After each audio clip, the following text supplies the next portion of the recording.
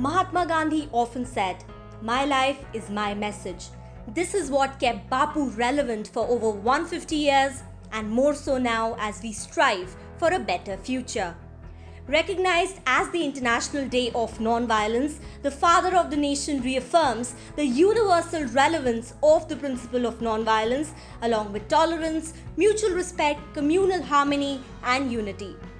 Till date, many civil rights movements across the world have been inspired by how Mahatma Gandhi led India's freedom movement. The famous 1893 train incident, when he was thrown from a first-class compartment on a winter night, gave Mohandas Karamchand Gandhi a reason to fight for discrimination.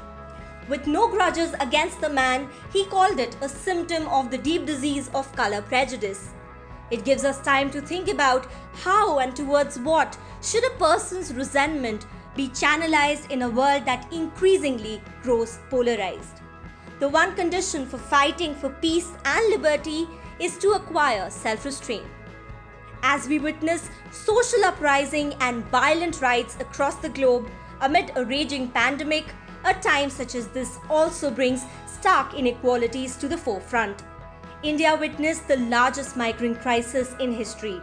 Gandhi said, "Poverty is the worst form of violence." While Gandhi's classless society is still a far-fetched dream, he also often emphasized the day a woman can walk freely on the roads at night, the day we can say that India has achieved independence. Bapu believed in the empowerment of women.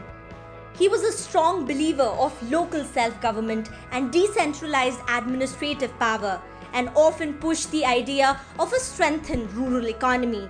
The Swadeshi of Gandhian philosophy is also the backdrop to the idea of Atmanirbhar Bharat or self-sufficient India. Gandhiism is not restricted to emotional poignance. This duty also applies to our physical world. He was also aware of the consequences of environmental destruction as wildfires, cyclones, COVID-19 and the fear of climate change becomes real.